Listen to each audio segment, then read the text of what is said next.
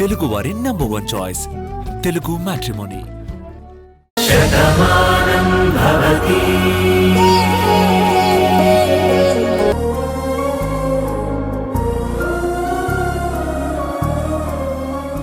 భాను ఎందుకు ఇలా ప్రవర్తిస్తుంది?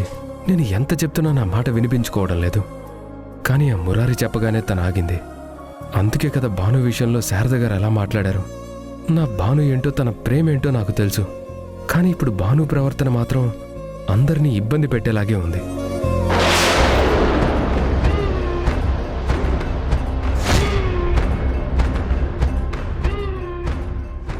నేను చెప్పాను కదే, నేను నాటిన విషబీజం మొలకెత్తడం ప్రారంభమైందని. అందుకే అందర్నీ వదిలేసి ఇక్కడ ఒంటరిగా నిలబడి ఉమ్మని ఆలోచిస్తున్నాడు. ఏంటమ్మా నువ్వనేది?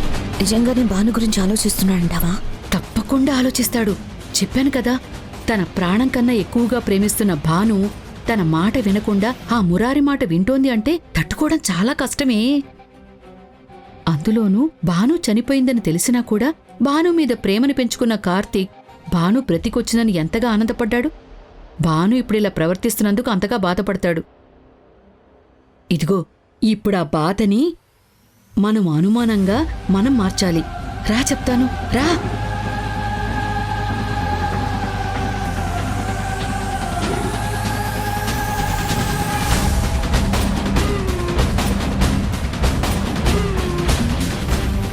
నువ్వు చెప్తున్నది నేను నమ్మలేకపోతున్నానమ్మా.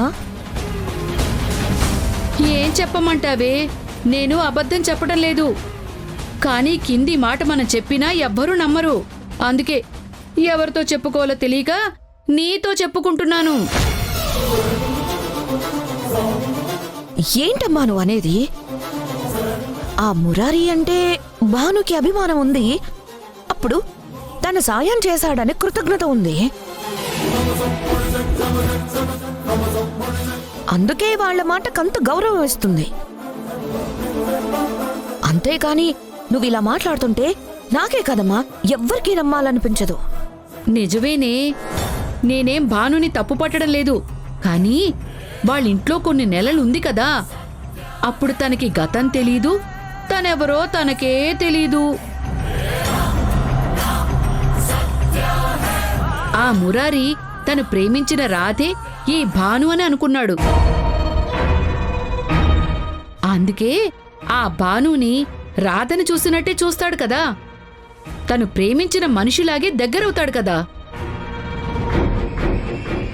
రాధా రాధా అంటూ తన చుట్టూ తిరిగాడని చెప్పింది కదా.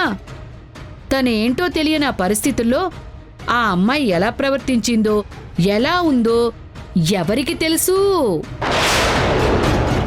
ఆ ఇంట్లో అందరూ ఉన్నారు కదమ్మా. ఆ భువనేశ్వరి గారు కూడా భాను గురించి చాలా గొప్పగా చెప్తుంది. అదేనే నేను అంటున్నది. వాళ్ళందరూ భాను అనుకుని మాట్లాడలేదు. ఆవిడిగారు కొడుకు ప్రేమించిన రాధే అనుకున్నారు. ఆ రాధే తిరిగొచ్చేసింది. కాకపోతే కడుపుతో ఉంది. ఎక్కడ ఏ పొరపాటు జరిగినా పర్వాలేదు, ప్రేమ గొప్పతనాన్ని అర్థం చేసుకుని మురారి తనకి దగ్గరవ్వాలి అనుకున్నాడు.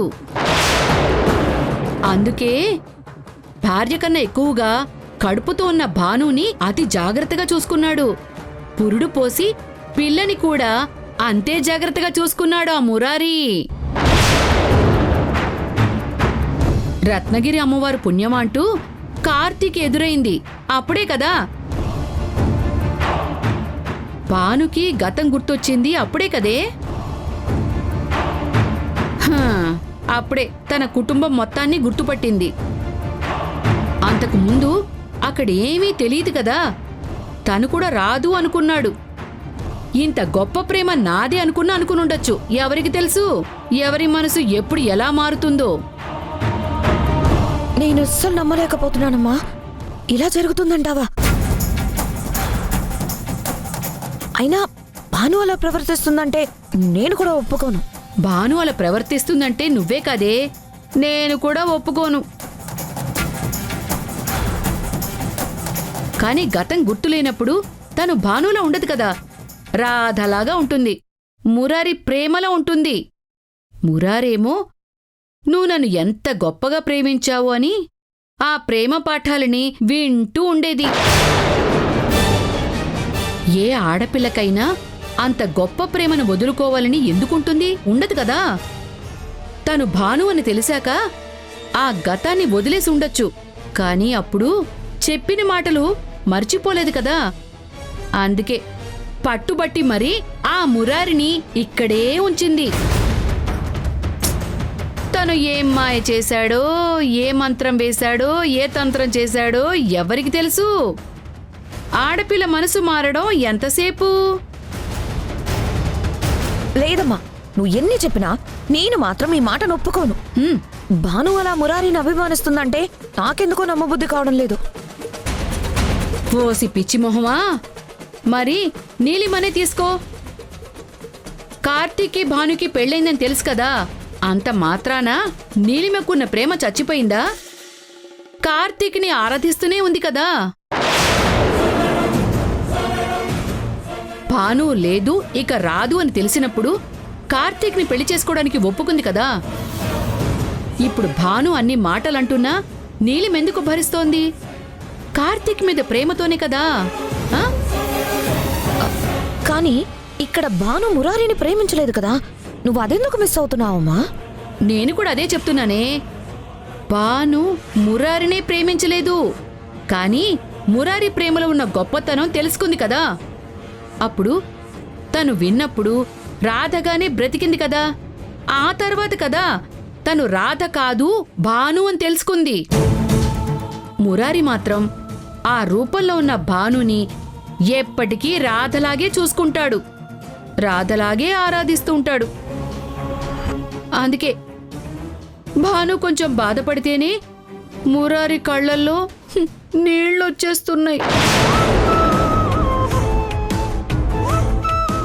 మురారి ఎప్పుడు కాఫీ తాగుతాడు, ఎప్పుడు ఫోన్ చేస్తాడు, ఎప్పుడు తింటాడో, ఏ టైంలో పడుకుంటాడో, ఎలా ఉంటాడో, ఎలా వెళ్తాడో, ఏం చేస్తాడో ఇవన్నీ భానుకు తెలుసే. ఒక ఆడపిల్ల భర్త గురించి మాత్రమే అంత ఆలోచిస్తుంది. ఇప్పుడు భాను మురారి విషయంలో అంతకన్నా ఎక్కువే ఆలోచిస్తోంది. ఇదిగో పొరపాటున మాట బయటికి చెప్పావంటే నీలిమ మన మీదకొస్తుంది. ఎందుకొచ్చిందే? ఎవరికీ చెప్పుకోలేక ఇదంతా నీతో చెప్పుకుంటున్నానే. నువ్వు మాత్రం ఎవరి దగ్గర అనకు. ఇది మనిద్దరి మధ్యే ఉండాలి. మూడో కంటికి తెలియకూడదే, మూడో చెవికి అస్సలు వినపడకూడదు. పాపం భాను. పదవే వెళ్దాం, పదమ్మా వెళ్దాం.